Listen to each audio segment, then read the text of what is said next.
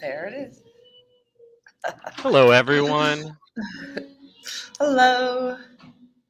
Happy Monday. Yes, I know it's deja vu. Usually you see us on Sundays, but we're here on a Monday because it was a crazy Expo weekend.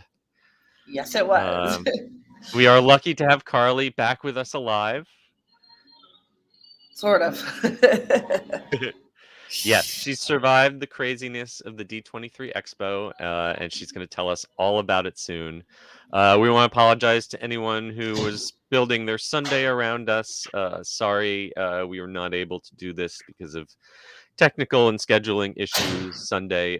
We're going to try to see how do. Ooh, boy, it is noisy where you are. We're going to see how. Mondays work from now on. It works better for both of our schedules. Drop me if you're in the comments a shout and let us know if you can join us on Mondays as well. I see we've already got 16 people in the comments. Of course, as always, Blossom and Terry, hello from Derek's Corner. Good to see you guys. We'll wait just a moment. Oh, we do have 26 people watching, so that is pretty good. Brian is saying he does not even know how to process that long weekend, does not know where to begin. Yes, we've got a ton to talk about, a lot of D23 decompression, and we've also got Halloween to talk about. And we've got 30-something people in the chat. Hello to Antonella. Hello to David the Dragon. And I think since we've got some people watching, thank you so much for joining us. Let's just kick this thing off in 3, 2, 1. Please lower your head and watch your step while boarding. Welcome to the Attractions Podcast. You are all clear for dispatch. Have fun. Hello, everybody, and welcome to episode 156 of the Attractions Podcast, sponsored by MEI and Mouse Fan Travel. I am Seth. And I'm Carly. And we are here to talk to you about the latest and greatest in theme park news and more, as well as what's going on in our own lives. And Carly has had a busy life. She has been at D23. How'd you survive this weekend? I had a great time. I was at D23, went to some panels every day. I did the Oogie Boogie Bash, which was for D23 members too. So found to sneak that in there. I started with Halloween Horror Nights Hollywood. So I'm realizing that I actually did do a lot more. Oh my than gosh, I thought. you must be hurting even worse than I am. I did Halloween at Universal. And did SeaWorld's Halloween the very next night. So we can definitely chat a little about that. Yes. I know I walked over 2 days just short of a full marathon. And I'm sure you probably did even more between Hollywood and D23. Yes. I can't recommend doing haunts 2 nights in a row. Oh yeah, no, you need time to rest up for sure. We will talk all about your D23 experience as we get to later in the show, because obviously that's the highlight of the past week. But Brian has one question for you. Did you get to see Zombie Captain America? Sort of. So Oogie Boogie is kind of monitoring their character meet and greets a little differently this year. Oh, interesting. Where it was a little disappointing. So like the Sanderson sisters, for example, had a 3-hour wait, and they had them strategically placed in a section where you couldn't even walk past and see them. And they had a line of cast members barricading you. And Zombie Captain America, unfortunately, they sort of did the same thing with him. So I saw him briefly walking by, but they have literally a line of cast members saying go go go, and you want to be respectful to them. So it was a little disappointing. I could share more, but the character stuff is disappointing. That is a bit of a letdown. I've been to Oogie Boogie in the past before COVID and seen those crazy lines for the characters. And I did the Villains After Hours event, and that was during COVID. And a lot of that was setups where you could just walk past and take a picture without having to wait in a whole long line. And I think that is so much. Yes, the person who waits 3 hours gets a wonderful moment of interaction with that, but how many thousands of people then are left out. So Right. And that was the same for Ernesto de la Cruz. He was kind of mm, strategically hidden too. And his oh line yeah, was like 3 hours. And, I'm not the person to wait 3 hours for a picture. I just want to see them and walk by. So it was yeah. a little disappointing compared to Oogie Boogie last year, which was one of my favorite nights ever at Disney. Yeah, I mean, we could have a whole conversation about how they use social media, Twitter and Instagram and TikTok to sell these exclusive characters at these very limited, very high-priced events. And then if you want to experience that, you've got to basically invest half your night in that. It's a lot of Right. money for just a couple selfies. Um, yeah, so we will talk way more about D23 and a little bit of my Halloween adventures in a moment. But first, it is time for us to get into the news in the queue.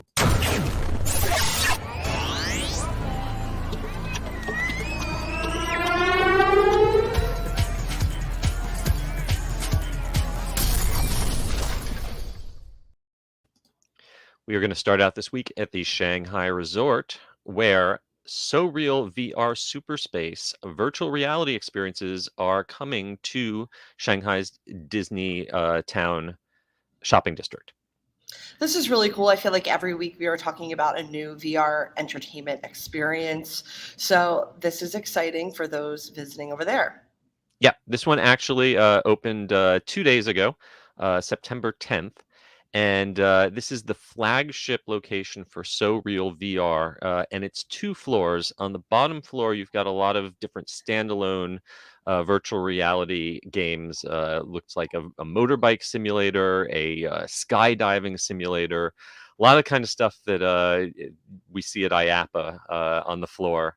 But the upstairs is a whole immersive walkthrough. Looks like a combination of virtual reality and also physical spaces.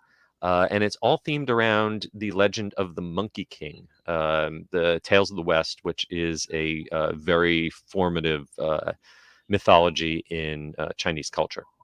Yeah, this is really cool. I feel like I would like this because it has those physical set pieces to make it a little Mhm. bit different than what we're used to, but I think this looks really cool. Yeah, if you are visiting the Disney Town Lakeshore side area in the Shanghai area, you can purchase ticket bundles for this now that includes admission to Shanghai Disneyland. So you can buy a 1 or 2 day ticket to the park and include choice of your experiences here. And I believe it's also available separately. So yeah, if you are headed to Shanghai anytime soon, please check that out and report back to us. Next up, Halloween time has returned to the Disneyland Resort. It kicked off just a weekend ago, and we've got Haunted Mansion Holiday, resort-wide Halloween decor, lots of character photo ops, and of my favorite, Dia de los Muertos being celebrated over at California Adventure. Yes, I had the opportunity to spend the last couple of days popping into the parks in when I had breaks, so I was able to pretty much do everything. Of course, Haunted Mansion Holiday, so good. It's like every single Mm-hmm. year, I'm still enchanted by it. It's amazing. The gingerbread house is a really cool Mm-hmm. gauntlet, and it was really cool to see in real life. Yeah, I saw a picture and it looks like a guillotine, like from the French Yes. Revolution, Mhm. chopping up the toys. That's great. Yes. Um, So They've also, of course, got plenty of Halloween treats. Mickey Pumpkin Apples, Mickey Sorcerer Apples, Mickey Mummy Marshmallow Pops. You name it, they've got something to rot your teeth in the shape of it. oh, And yes. but I really love what they do over at DCA with the musical celebration of Mhm. Coco at the Plaza de Familia. Lots of great, authentic Latin American food. Um, and all that stuff is available during the regular park hours. The Oogie Right. Boogie Bash, that's all sold out, but you can still enjoy things like the Cars Land overlay and especially Gardens of the Galaxy. You can do all that without having to attend an Oogie Boogie Bash. Oh yes, and so I Monsters After Dark, which is the overlay of Guardians. Yes, isn't it great? Is one of my favorite things. I love it every single time. So I would suggest, I personally like to rope drop it. So regular Guardians closes at 2, Monsters opens at 3. I like to get into the area. They don't let you line up, but I would definitely suggest getting to the area around 2:30. There's benches just across. Bring some water, sit, and then you'll be one of the first ones on there because that shoots up to like 80, 90 minutes. Wow, So that's a hot tip. Worth rope dropping because it is so fun and it just makes me want to sing. You've done it. What I'm curious about this year is how exactly Genie Plus Lightning Lane distribution works with that. I imagine that if distribution time goes past 3 p.m., then if you get a return time, you're getting it for Monsters After Dark. Yeah, I think it must. Yep.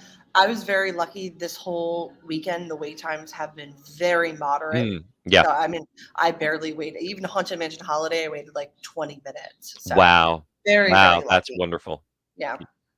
Well, of course, there's also tons of Halloween inspired Disney merchandise over in Main Street, USA. Plaza Point Holiday Shop, that is the place to go. They've really decked that out with a lot of fun vintage looking Halloween decorations. And of course, they've got stuff going on at Downtown Disney and the hotels. So this all continues through October 31st. And the Plaza de Familia for Dia de los Muertos goes through November 2nd. So go check all of that out. All right. Next up, SeaWorld Orlando is featuring some new Halloween surprises for its spooktacular celebration, which is starting on September 17th. And I got a chance to visit SeaWorld's Howl-O-Scream. And I'd like to talk just a little bit about that. But the thing to know about the spooktacular is that it's totally family friendly and they separate it completely from the Howl-O-Scream stuff. So if your kids want to dress up and trick or treat and meet fun, brightly colored characters with no blood or gore, you can totally do that included with your regular day ticket and not worry about running into the Howl-O-Scream stuff. Right. It's so important to have this because I know so many kids will see some of the more gory nighttime haunt events and like, I want to go. But, the parents know better and you have to tell them no because you don't want to scar them for life. You also don't want to spend $600. They get there and then they want to bail after one. So I love that parks are doing this. Yes. So some new things that they're doing this year for the spooktacular at SeaWorld Orlando are a scavenger hunt. You buy a scavenger hunt map and you can follow a clue and get prizes. There's also a cookie decorating and a craft area. And that is all over sort of near the Sesame Street land. And as we talked about in the past, they do great weekly events with the Sesame Street characters themed to different Halloween characters. Very cool. And I, of course, love Howl-O-Scream. But if you have kids, this is great. Yeah, and if you're hungry for more, they've also got a breakfast with Count Von Count in the Seafire Grill. So there's character meet and greet, and Big Bird is also going to be out throughout the event in his nest over in Sesame Street Land. So, like I mentioned, all of that is included in the regular SeaWorld ticket, and they've also got fun cards available. You can buy a 2023 fun card now and get the rest of 2022, which is a great deal. Right. Now, let's chat a little bit about Howl-O-Scream. I'm not going to give a full-blown review, but so you have not got a chance to do Howl-O-Scream at SeaWorld this year. Did you get a chance to do it last year? Yes, I did. I just haven't gotten to it this year. Yeah, okay, great. And obviously you've already done Halloween Horror Nights here in Orlando. So it was really interesting for me doing them back to back, especially since in Orlando, I did not have express passes. I was just going in using my day ticket as a regular person. SeaWorld, I was with a media event. I was hosted, and I did have an express pass. But at Universal, I got to the park like by 3 o'clock, at which point I got totally soaked by a huge rainstorm and never dried off until I left the park at like 11 p.m. And I did, using Stay and Scream and hustling my butt off, get to see all 10 houses without using express passes. So the crowds were Wow. not as bad as I've seen in the past. But the whole experience was just exhausting and a little depressing to me. Right. I think the Stay and Scream is a great strategy, Mhm. but it's really hard. You have to really, really was- hustle, like you it- said, and it's It was a exhausting. lot of work. It Mhm. was a lot of, and not, I never felt like I had much time to get immersed in anything. I was just hustling to get from one thing to the next. And the houses themselves, I applaud as always their scenic design work. Incredible movie quality sets, especially the Dead Man's Wharf, some of the best things they've ever done. I loved the Bugs house. You're absolutely right. The comedy of that house I thought was great. But I feel like they've forgotten that this is an entertainment event. Entertainment needs people. And I felt like in every house I went in, there were obvious gaps where there should have been more performers. I saw more operations people waving flashlights than I did actual actors. And where there were actors, they've basically been turned into animatronics. They do the exact same motion every 10 seconds to the exact same sound. That's not performance to me. I love that you're saying this because that is exactly how I felt. And then just days later, I went to Hollywood, and it was like mind blowing. There were scenes where 3 scare actors would jump out at the same time, and my husband, who doesn't get scared, got multiple jump scares, and we were like living our best life. It was I- a stark difference. After experiencing Orlando, I went and watched all the videos of Hollywood, and obviously videos never show you, but Hollywood stepped up their game. There are Yes. no more long, empty black corridors. We got a couple of those in Orlando this year, but none in Hollywood. Even seeing like makeup and mask and mannequin designs that are kind of duplicated between the two places. Orlando's just looked cheap and lazy in a lot of places, and I hate to say it because I loved Ghoulish. I think that was the best fountain show. I loved that better than the World of Color Oogie Boogie fountain show when they did that.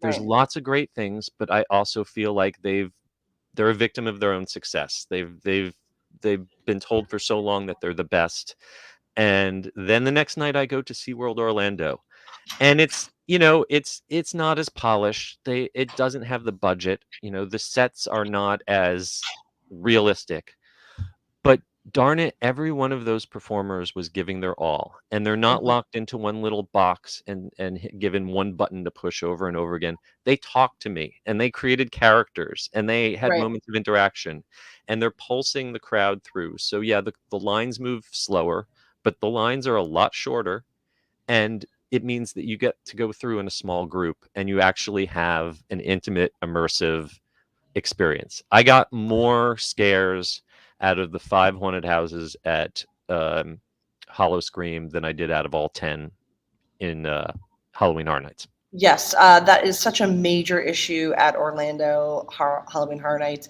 It's a full, constant stream of people. You're so pushed together that 10 people in front of you is more like 6 people in front of you, and you see every single scare before you get to it. And the first night I did Horror Nights Orlando, I didn't get one single scare after doing every house. At Hollywood, they pace it so that maybe 6 people go in, they pause, 6 more, and it's still the lines are moving. But I feel like Orlando needs to, I don't know, I hate to say it, make it more expensive and cap the amount of people because it's not as enjoyable as it used to be. Yeah, I mean, as someone who's got staff shirts going back to 1996, I'm turning into a cranky old man when it comes to Yeah. Halloween Horror Nights. But it's something, what I always say is I used to be, from the first year they put out frequent fear passes, I was one of those people going, every single weekend. And this year again, I used my one ticket for my premiere pass, and I'm done. So I'll get off my soapbox now, No, and no, we you're will move absolutely on. right. Um, but we will move on next to Busch Gardens Williamsburg, which has announced finally something very exciting that we've heard rumors for a while. Dark Coaster, the world's first all-indoor straddle coaster, is coming inside the former home of the Dark Castle Dark Ride. If you don't remember, Busch Williamsburg was like the first non-universal theme park to have a Spider-Man clone, and it was pretty darn good. It was an indoor 3D dark ride, and it went defunct because it was very expensive to maintain. And the big castle that it was in has been sitting, mostly just used for occasional events. Now they are putting, basically, it looks like a baby Hagrid's inside the box. Yeah. I think that's a good way to think of it. I mean, that's probably Yeah. one of the most familiar straddle coasters to many. Yes. The difference is, instead of riding a motorcycle, you are going to be riding on a snowmobile. And there's going to be a storyline involving a new tale of King Ludwig, who was the villain in the old ride. So hopefully there'll be some Easter eggs along the ride. But I think the most interesting thing that we've heard rumored, and this is coming from I think it's BGW fans. They did a POV a while ago based on construction permits, and it looks like you're going to go around the track twice. It's going to be a system with a switch track, so they can have one train which is loading or unloading with people, and then another train that goes through the ride and goes through the entire course twice, and maybe with different lighting and special effects, they can make it feel like you're going different places. That's how really cool. Yeah, that's how they're going to fit a total of 2,454 feet of track inside what's a really small building. So you're going to experience these 4 launches and go that distance, but the actual track is only about half of that. Wow, that sounds like something they would do at a European park. Like I could see this in Germany, Yeah. So this is an Intamin coaster, just like Hagrid's, and it's only going to have a 48-inch height requirement. So they're kind of pitching this as a family thrill ride, something good for kids who are ready to step up from the kiddie coasters, but maybe not ready for Pantheon yet. Right. So it's kind of like a Guardians of the Galaxy Cosmic Rewind-ish level. Yeah. So we don't have an exact opening date, but they do say it is going to open in 2023. And at the media event, I saw footage. They invited people for a walkthrough of the track, and the track basically looks complete. So I'm sure there's still lots of special effects and stuff to work on. I don't expect it to have animatronics and theming on the level of a Disney or Universal ride, but Busch Gardens does do a really nice job, especially in Williamsburg. They've got a history of doing nice theming on their coasters. So this is yet another reason why I need to finally get back to Williamsburg next year. Next year. I miss it. All right. Next up, we've got some sad news for Cedar Point fans. Top Thrill Dragster, quote unquote, as we know it, has permanently closed. They made the announcement on September 6th. It's not the biggest surprise because the coaster had not run all season. It had a big accident the last operating season with a serious injury, and its days as its original version are done. Right, and this caused a big stir across socials because it's such an ominous, mysterious phrase, as you know it. What does that mean? We don't know. They did in the announcement, I believe, use the word reimagining. So the deal is, if you haven't experienced this coaster for yourself, it was I think the first coaster in the world to go over 420 feet. Over 400 feet. It's 420 feet high. King Dakar beat it, so I think it's now the second tallest in the world, but still really freaking tall. And it's pretty much a one-trick pony. It's a launch that blasts you up over this massive hill and back down, and you're done. I mean, it was like a 20-second. Right. Um, so yeah, they had that big accident back in August of 2021. They really haven't. I don't know if they ever fully explained exactly what happened or what the status of the person who was No. injured is, but I don't think it's a surprise that it's not going to reopen as it was. I wouldn't be surprised to see them use the tower as the basis for a new track and a new ride, and hopefully one that does more than just go straight up and down. Right. I mean, because why do you want to do that? I don't want to go 420 Yeah. feet up and just I go I down. mean, I think for its time, the novelty of that, Mhm. but the other thing is, I think the launch system that it used was always pretty problematic. That now we use magnets, linear induction motors, and this was an older style of launch system that I think is probably its time has come.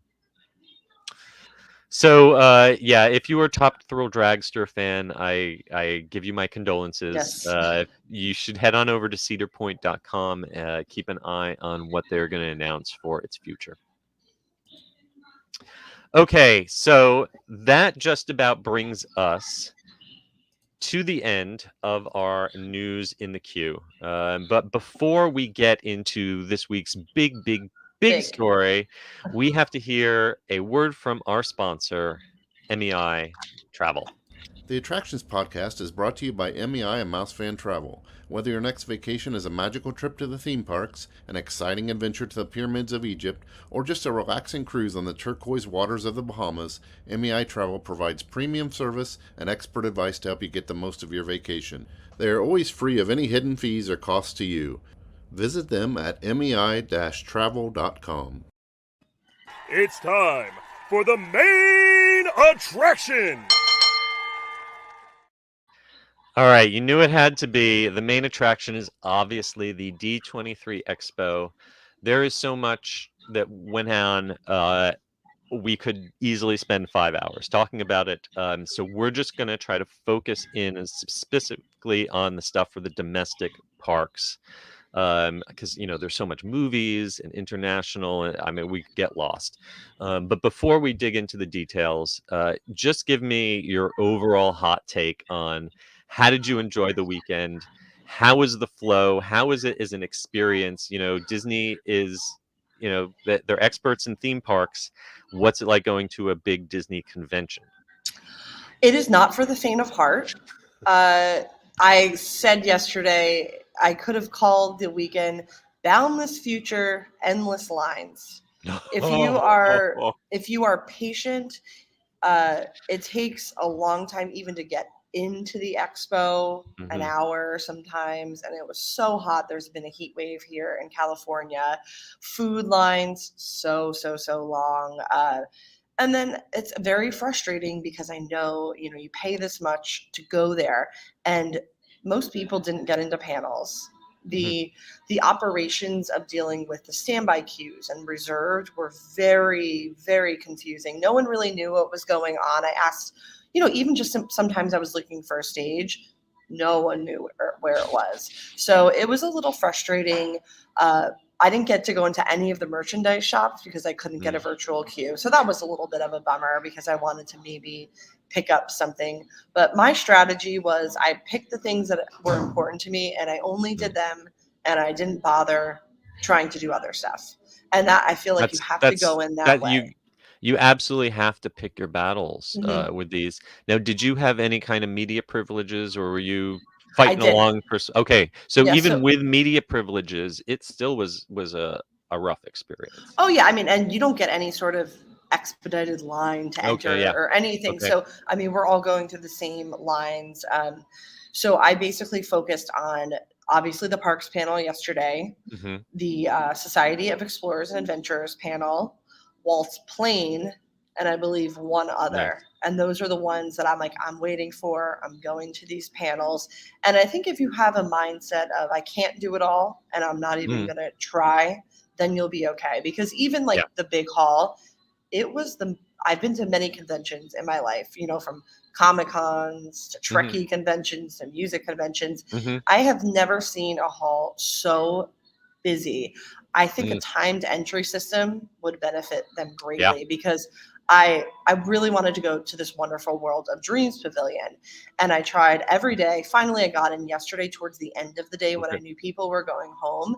But if you have any sort of sensory issues, Oh, claustrophobia, sure. it is, I cannot explain to you how packed it was in there. It was like you're fighting crowds to walk through. So I tried a couple times to get in there, and then I was like, you know what? I'm going to just come back at the end. So I didn't Wow. really get to see a lot of the hall because it's so busy. And again, like I said, it's not for the faint of heart. If you go into it, you just have to Mhm. know and prepare yourself mentally before doing it.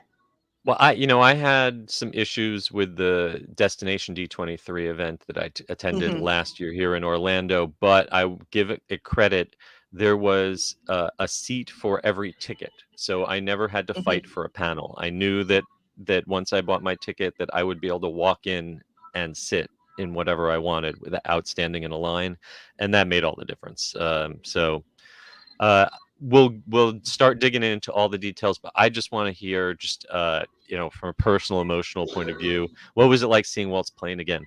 Oh, I that was my highlight, Oh, 100% my highlight. And it's funny because it's like obviously I've been following it all these years from when it was at MGM, and then even in these recent years when it was sitting abandoned behind Reedy Creek, like I would right. sometimes drive by and look at it because that's Hmm. history.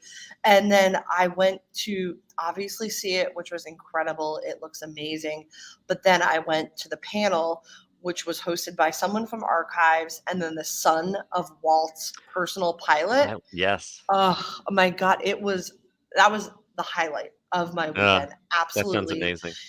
Hearing him tell the stories of how Walt would just take his family, like the pilot's family, to Palm Mm, Springs, to Cabo on vacation. And he said it was like once you were in Walt's inner circle, he treated even their family members like they were part mm, of it. So this guy had insanely amazing memories. We couldn't record anything, unfortunately, because I wish I could have, yeah. even just like an audio recording because I took a lot of notes because I'm like, I Hmm. don't want to forget this. It was like, that was Disney magic to me. It is interesting to me that a lot of these panels, the stuff that is purely promotional, that is ephemeral and has no real historical value, that they will let you record and broadcast and copy.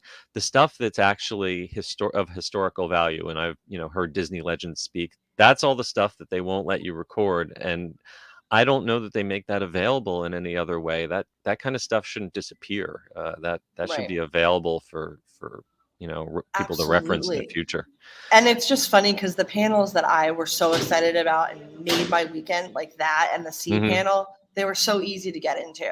But, if you want to go to the Marvel, and, my kind of philosophy is I could just open up Twitter and see all the news coming out on the Marvel movies. So if Hmm.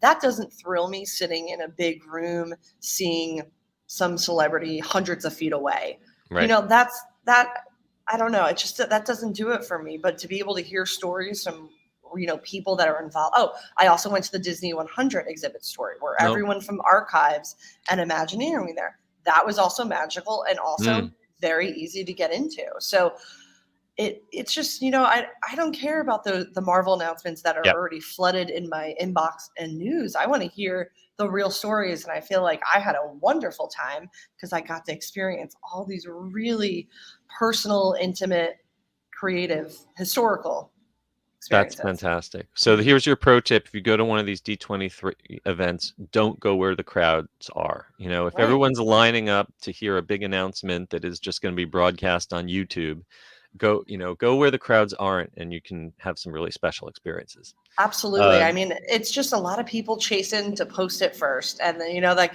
I get that game, but you know what? You could just follow along, watch the live stream for those, but go to the smaller ones. They're in smaller stages, more intimate. It was just, I mean, and that made the experience. That's great advice. So, as you mentioned, you finally did get into the Wonderful World of Dreams Pavilion on the last day, and Yes. we're going to talk about a couple of the things that you got to see. The big one is the concept model of the renovation of Splash Mountain into Tiana's Bayou Adventure. And I think, based on the looks of this, that this would be the Walt Disney World version. I think so. I think so. I'm not 100% sure. I'm trying to match it up with the model, the layout of the park, but it doesn't look quite like the early concept art that we got. The big thing is that we don't have Mama Odie's tree with the big boat on top, but we do have a water tower, because Disney loves its water towers. Yes, Um, they do. Other than that, it doesn't really look like a radical change from the outside. If you were not super familiar with Splash Mountain and you looked at that, you would say that's still Splash Mountain. Right. And Uh, I like they mentioned in the parks panel yesterday, which got me excited finally, is the projection mapping that they will do to make Mhm. it look a little different at night. And I love personally projection mapping paired with physical set pieces. So I think this will look cool. Yeah, they showed off a rendering of Mhm. what this is going to be looking like after dark, and it is going to be gorgeous at Right. night. Absolutely.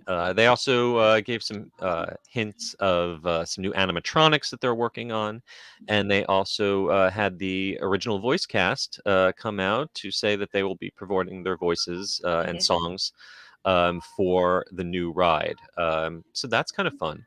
That's kind of the biggest thing. The other big model that was there was of Mickey's Toontown, which is currently behind construction walls.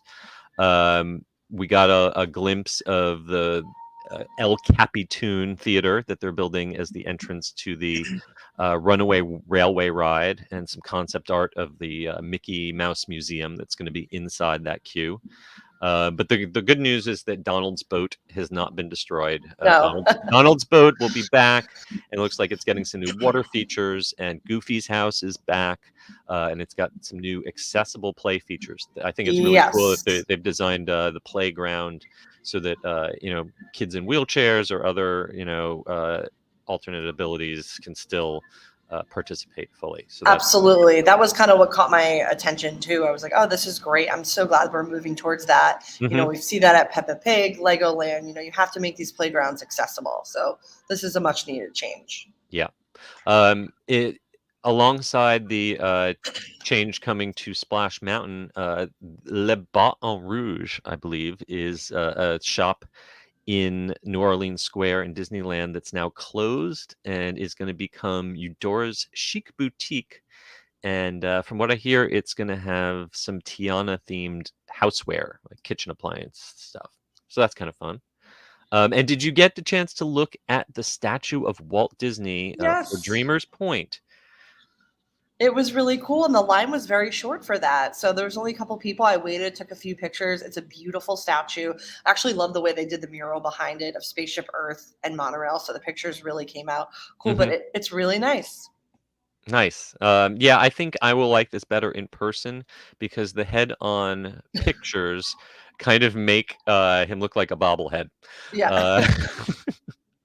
Uh, they also showed off some stuff from the international parks. A lot of ride vehicles for these attractions coming to Japan and Shanghai and Hong Kong. I thought the Peter Pan ride vehicle that's coming to Disney Springs looks interesting. I'm not entirely sure what kind of ride that's going to be. It looks like it could be some sort of trackless motion vehicle. I'm not even sure. Yeah, it was hard Uh, to tell. I mean, these were such small scale mhm.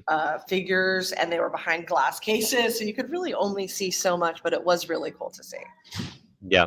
I think of the international expansions, the thing that caught my eye was that the Frozen ride they're building in Japan is not going to use projected faces. They've gone to an Right. animatronic with a real physical face, and I think that Elsa looks so much better.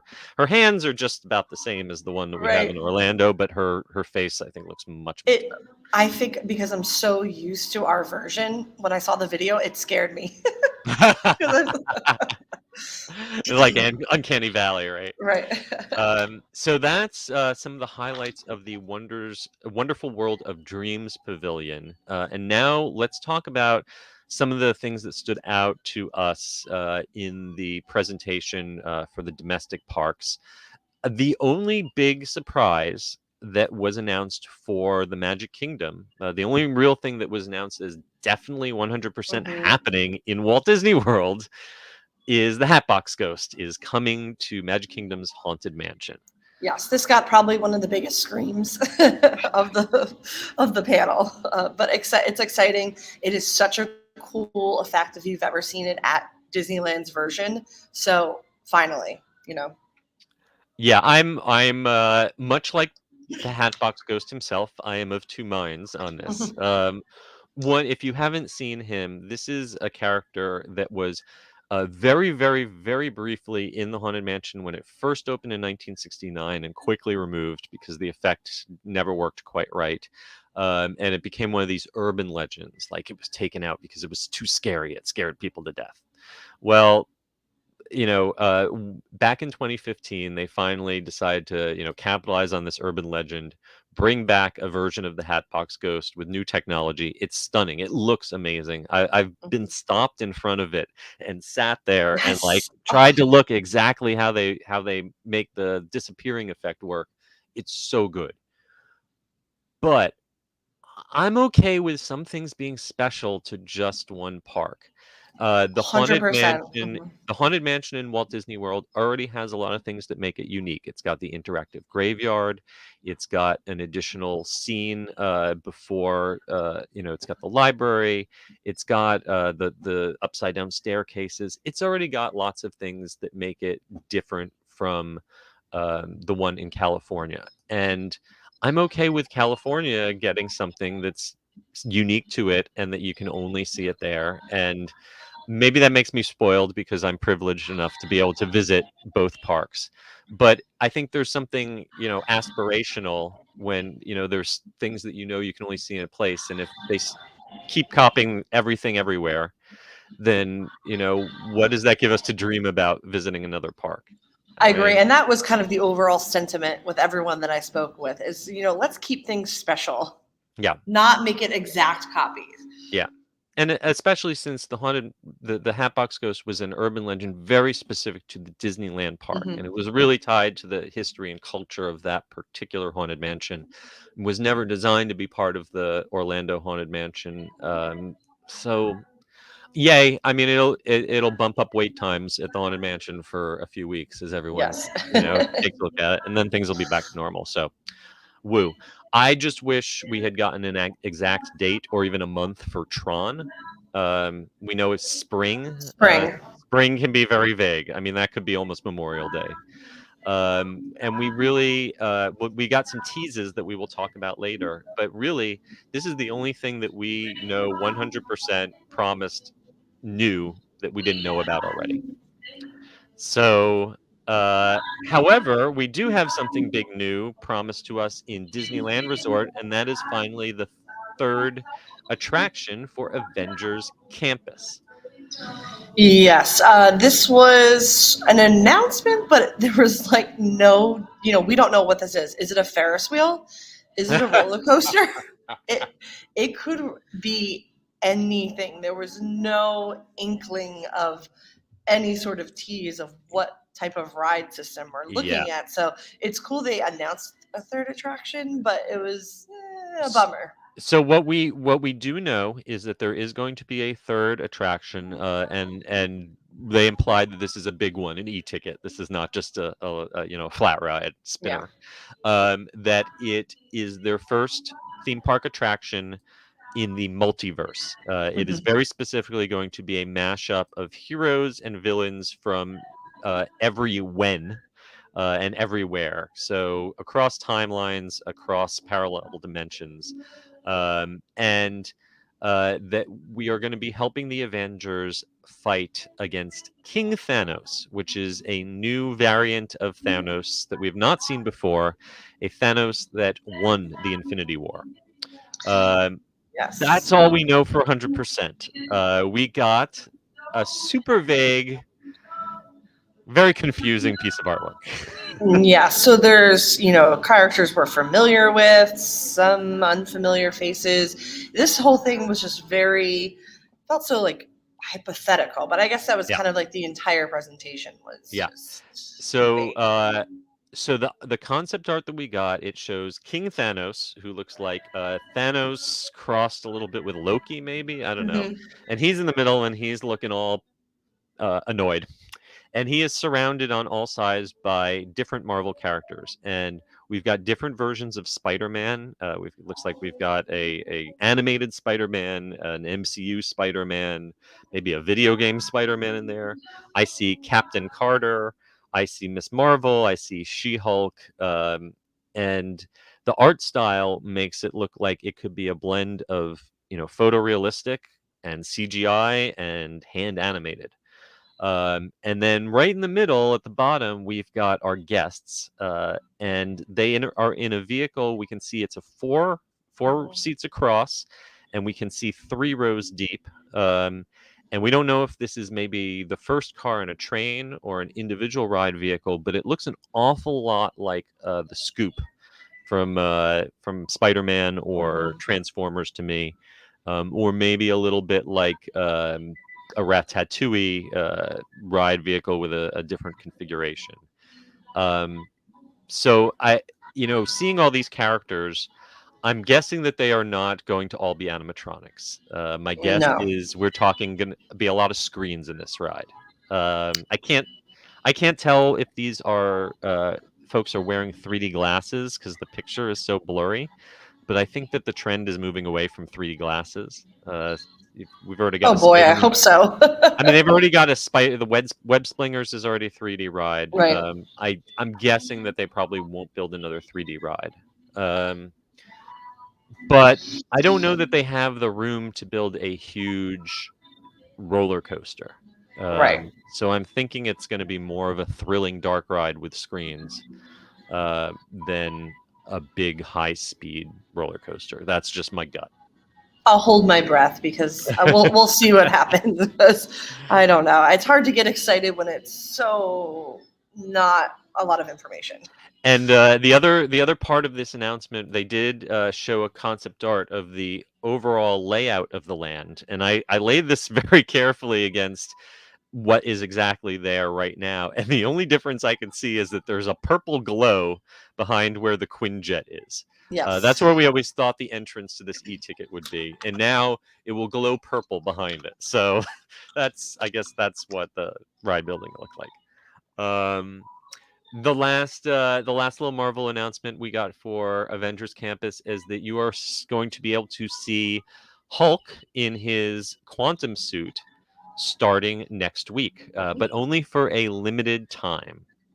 Yes, they really drove that home. So I'm like, Yeah. how limited is limited? I don't know. But Well, they have teased this suit before. It is basically a person inside on stilts and with arm extensions that they can manipulate the fingers. It's really, I mean, it's a refined version of something that people have done for many, many years. And they've teased this in Imagineering specials and stuff over the years. It's kind of interesting that they would bring this out just for a limited time and then put it back in the closet. I'm getting vibes of like the Fantasyland Dragon or Muppet Mobile Labs or something. One of these things that gets a buzz and then goes away. Something that hopefully will not go away though is the Mandalorian, Din Djarin, and Grogu, the child, are going to be appearing in the parks only in Disneyland for now, starting in mid-November, so just in time for Thanksgiving. And I am so super excited to see this, but I don't know if you remember at Comic-Con, they were showing off an animatronic Grogu for sale that was absolutely stunning. Exactly as good as the TV. I think that was thing that they were selling at Comic-Con looked better than this thing that Imagineering has put together. Yeah, it was kind of bizarre. I mean, obviously seeing the Mandalorian, that was really cool. But Grogu, I was about. I guess we'll have to see it in person. I have to see him in person, but the quality of the skin, especially around the eyes, it looked like an animatronic, and as opposed to the one in the show and the one that they showed off at Comic-Con, which just it looked exactly like the show. So there is Marvel stuff coming. They obviously did not announce any sort of date for this new Marvel attraction, so don't hold your breath. And Daryl, I'm sorry, I just saw in the comments, Daryl said something that I thought myself. Hulk's arms look really odd, and the way he holds himself out like this. Yeah, I'm hoping that a little more work, a little more time practicing in the suit, and maybe they can get the Yeah. movement a little more natural. Something else coming to Disney California Adventure. I think Disney California Adventure got more confirmed new things than all of Walt Disney World at D23. And this was the only thing of the entire expo that was a complete surprise to me. I had no inkling that they were going to turn Pacific Wharf into San Fransokyo. Yeah, I think I gasped when they announced this because they were doing kind of a rapid fire announcement of a few things, if anyone watched. Mhm. And this was touched upon so quickly that I couldn't even process it. And they were on to the next thing. Yeah, It was very this surprising. was definitely a blink and you miss an announcement. In case you were watching that and saying, "What the heck is Pacific Wharf?" It is the only land I know of in a theme park whose only attraction is a sourdough bread making tour. But it's delicious. It is wonderful and delicious, and I really hope that that doesn't go away. I would very much expect that that is going to become the home of the Baymax meet and greet. That is going to be the only attraction they mentioned being added to this. We do see some decoration shaped like the Golden Gate Bridge meets Japanese Torii Gate, put on the bridge that goes to Pacific Wharf, and then we see a bunch of uh, Asian style lanterns hung on the Mhm. existing Pacific Wharf building. This looks to me like it is going to be a fairly simple overlay. Right. I bet we are going to probably lose the really good Mexican food that they serve there. Yes.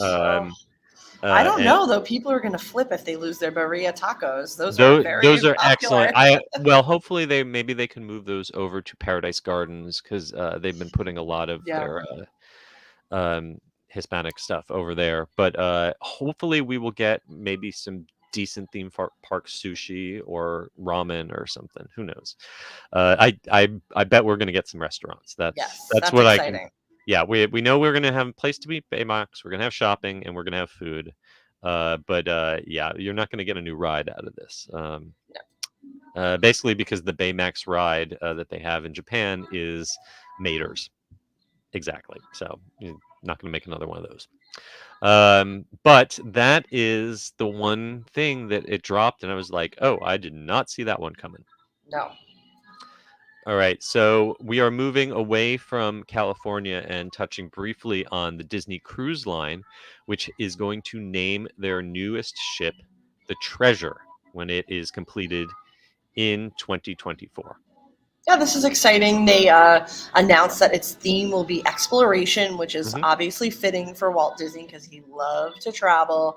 And they also shared some photos of the Grand Hall, which their statue will feature Aladdin, Jasmine, and the magic carpet. So that's perfect. And kudos for them when they did this for shouting out that it was a statue of 3 characters. The carpet is a character. He is not just a piece of furnishing.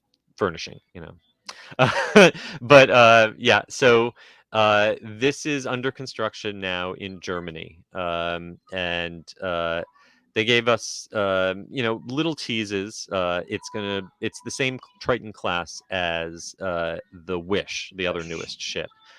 So it's a big one, 135,000 tons and 1,250 staterooms. The statue looked great. It did, yeah. And I was also excited when they sort of teased some of the characters that'll be featured. And that included Miguel from Coco and also the hitchhiking ghosts from Haunted Mansion. So I'm wondering if there'll be some sort of Haunted Mansion themed space or experience or a bar. Lounge. Yes. That would be amazing. That would be absolutely amazing. I will say it does look like they are sticking to the blueprint of the Wish. The layout of the atrium, as we can see, it's got a Moroccan revival theme, but it is still the same layout with the staircase. And I encourage anyone who is interested in good, solid, constructive criticism of the Disney Cruise Line. Bright Suns Films put out a really great in-depth review of how there's a lot of design decisions on the Wish that just don't make good operational sense. Things like the building this atrium around a stage that is not very well used, and separating the adult spaces out in different places in the boat instead of having them all in a single district. So I'm really curious if Disney is still open to considering some of those criticisms and making improvements on this next ship, or if it's basically going to be the same as the Wish with different characters. Right. Yeah. So we will find out when that launches in 2025. But before that happens, the Disney Wonder is going to be going to Australia and New Zealand for the first time late next year. So if you're in that part of the world, congratulations, you finally get to experience a Disney cruise. Yeah. Can you imagine the repositioning that they're going to do from Southern California, I guess, that will go to Fiji and Samoa? I would want to go I on would that. die to be on that repositioning cruise. Disney Treasure. Keep a lookout when that finishes up in 2024. All right, now we are going to move away from things that are actually happening and to things that we were just teased with, like, I don't know, dangling a fish over a pool of piranhas, just to see if we would snap at them. Right. This was brainstorming out loud. Oh my goodness. This is not even like a blue sky session, because this is beyond the sky, way out in the stars.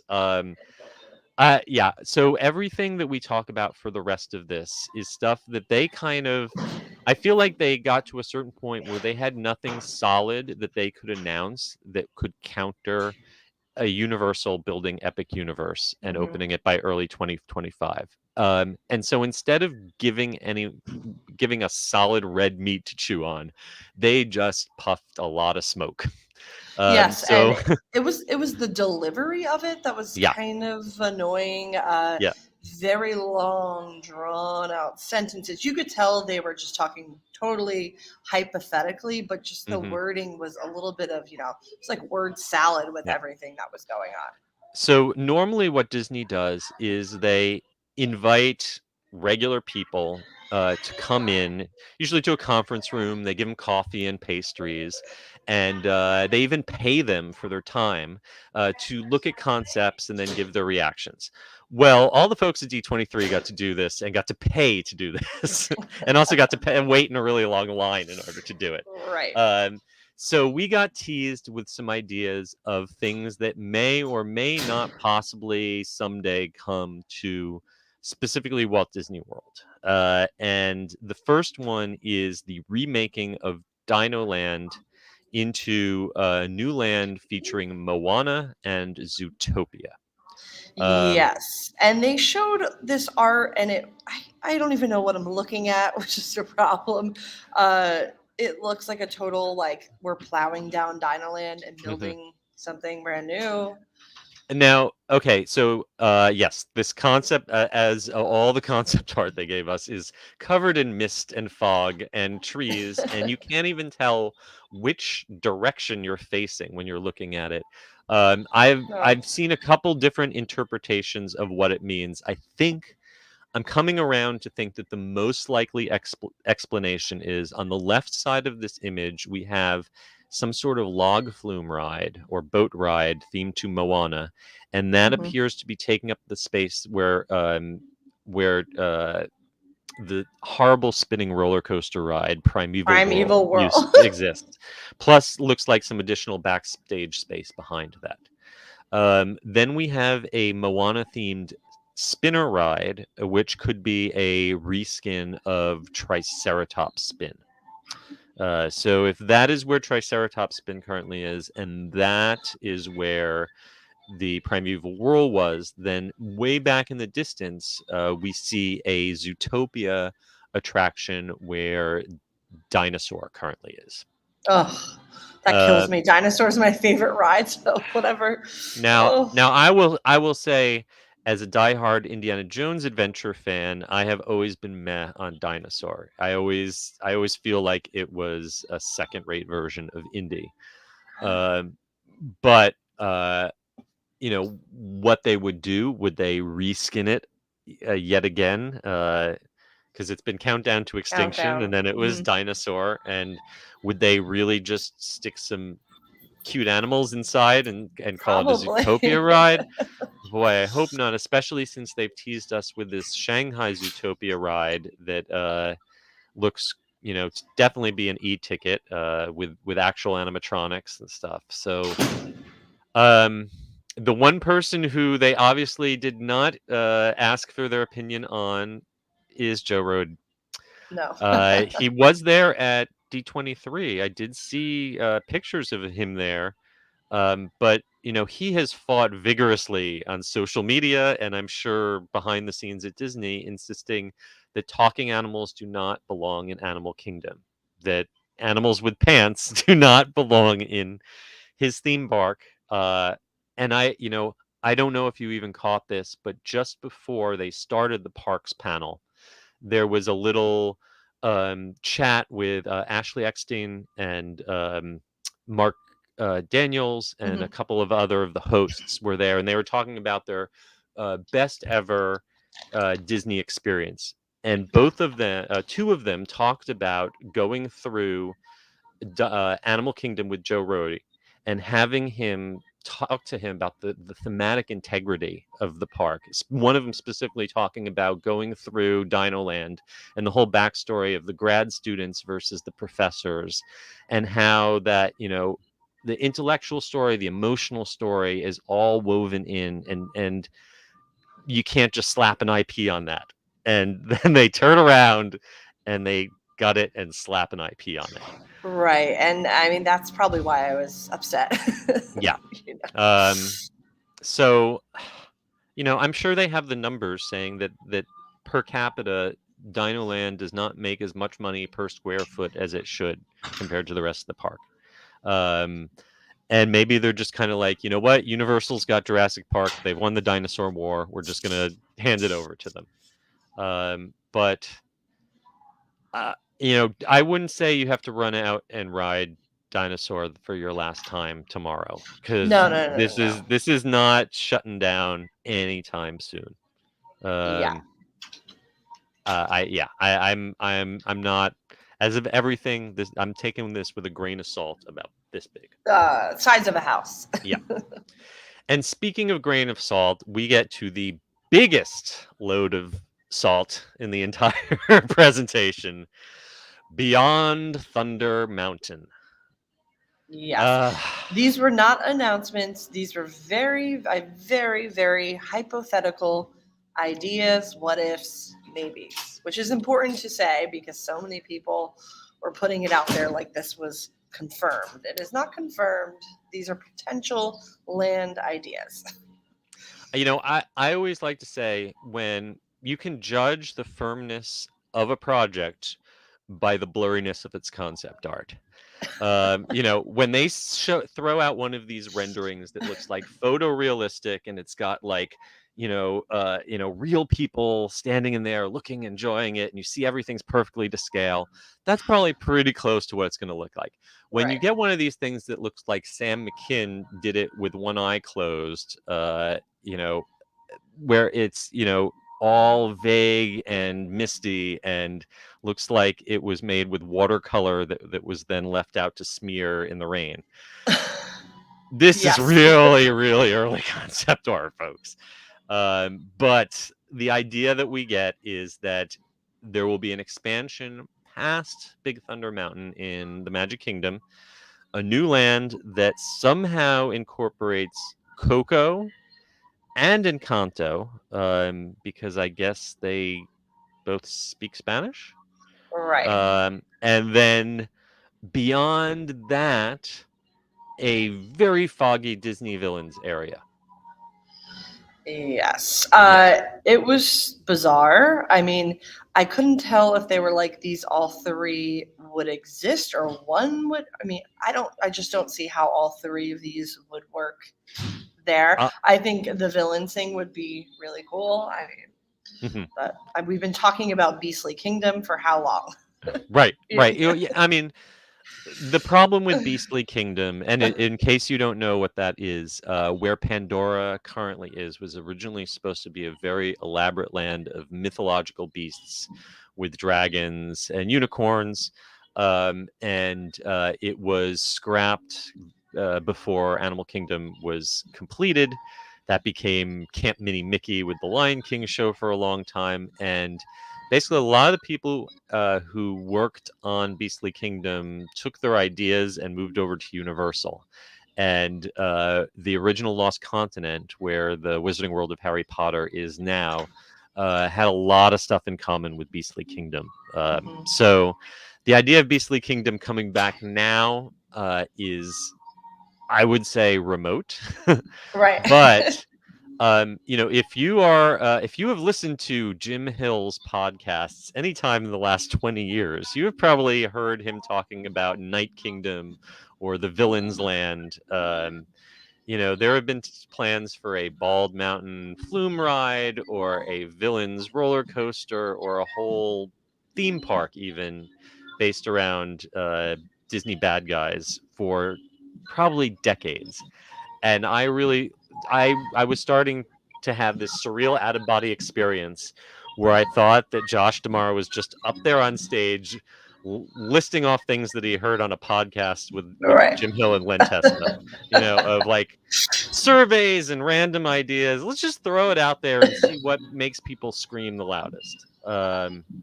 So I'm sure we would all love to see an Encanto attraction. Jennifer Lee was up there, and she made it sound like there would be an experience that would be both a walkthrough and an interactive, where you would meet the characters, but also get to see all the different rooms of Mirabelle's house, which sounds incredible. I don't know how all that works, unless it's like a Mystic Manor trackless dark ride kind of thing. But all of this, I mean, even Josh D'Amaro said, this is not planned anytime No. soon. So this is basically just to tease fans, to get them excited, to get them talking about stuff without actually having to spend money on building it yet. Right. And I mean, yes, these are very popular movies. Was any of this shocking? Yes, you could be working on Encanto. You Yeah. could be working on Coco. These are huge, huge, huge films. So I don't know. We like to talk about the positive side. Before we wrap this up, let's. I did, hear some people asking, what do they mean beyond Thunder Mountain? And I even saw one quote unquote news site flat out state that this was probably going to replace the Rivers of America. Just so you know, years ago there was a very vague blue sky plan to replace the Rivers of America in California, and a plan actually to do it in Japan was actually seriously looked at. I do not feel it could actually be done in Orlando, even if they wanted to, because the Blackwater system or the dark water system that connects the Rivers of America with Jungle Cruise and all of that. You've got filtration system and canals that are needed for accessing the rest of the resort's waterways. I don't think this is going to go away anytime soon. No. But if you were to zoom in, if you will see just to the north and west of Big Thunder Mountain, you've got a big plot of land here that if you were to build a path through the trees to the west of Big Thunder Mountain, just to the west of the train, you'd have to build a little tunnel and a bridge past the berm, but you've got a huge amount of open space that is accessible here. If you zoom out a little, you can see, comparatively, that's like all of Splash Mountain, Big Thunder Mountain, and Pirates of the Caribbean fit together could almost fit in one spot. Right. That's a huge space, and it's it's just kind of nothing over there before you get into residential areas. Yeah. And keep in mind, Magic Kingdom. Magic Kingdom over the last 20 years has essentially kept their hourly ride capacity. The number of people who can go on all the rides together total almost the same since the opening of Splash Mountain. They lost a bunch when they closed 20,000 Leagues, and they got about the same amount back by adding New Fantasyland. But there's still so much space. I mean, there's some backstage stuff that would have to move, but you could build almost another half of the Magic Kingdom. And they need to. They've doubled the number of people who come there every year, but they haven't increased the number of things there are for them to do. And if I was them, I would not be vaguely teasing that we might build this someday. I would be saying 2025 new land, 2027 another new land. Keep on building, because Universal's not stopping. That is for sure. Right. That's a good little way to tie it up with a bow. Yeah. So, there was a lot of fun stuff. I watched on my couch. I enjoyed watching the presentations, but I also feel like it's kind of a frustrating time for Disney fans, being asked to pay more and more, being asked to jump through more and more hoops, and seeing the competition is not sleeping. They're coming at it. So I guess if you are only a Disney fan, that's bad news. If you are a fan of theme parks and themed entertainment in general, it's great news, because it means that everyone is fighting for your dollars, and go with the company that makes you feel most appreciated. So spread the love around. If you have been putting all of your money only into Disney, maybe 2024, 2025 is the year to spread it around a little. Yes, and Nintendo World is like rocking and rolling, looking good. I checked it all out the other day. Oh yeah, it's just teasing us. It looks like it's almost ready. I know. Yeah, but that's happening early 2023, and that is happening because it looks so good. Yeah. So. Well, obviously we had a ton to talk about, and I really appreciate all of you who stuck through with us, because we went almost 15 minutes past our usual time. But hey, D23 only comes around once a year, so that is true. Anyway, before I go, I just want to thank once again our sponsor, MEI and Mouse Fan Travel. And once again, I want to please remind you to go and give us a review on Apple Podcasts, leave us a rating on Spotify, and please follow us and all of our coverage on social media and the interwebs. You can find me at the UG Series on Twitter, at The Unofficial Guides on Instagram, and at theunofficialguides.com, where my unofficial guide to Disneyland 2023 finally came out. So you can pick up a copy right now. Carly, where are you online? I am on Twitter at Carly Caramana and Adventures by Carly on Instagram. And of course, you can find the whole Attractions Magazine team at attractionsmagazine.com, at Attractions on Twitter, at Attractions Magazine on Instagram, at youtube.com/attractionsmagazine, and on TikTok at Attractions. And until next week, I just hope that you folks all stay safe, try something new, but most importantly, have fun, and we will see you all again next time. Bye.